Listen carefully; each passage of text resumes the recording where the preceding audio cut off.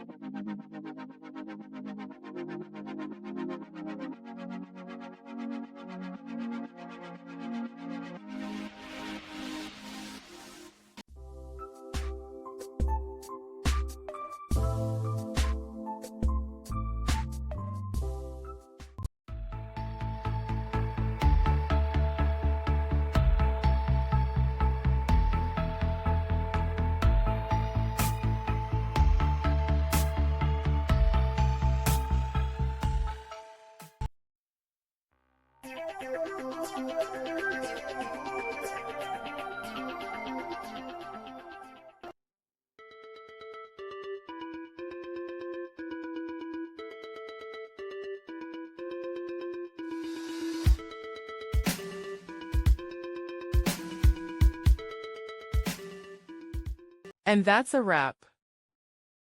I hope you found the answer you were looking for. If you did, take a second to hit that subscribe button. It really helps out.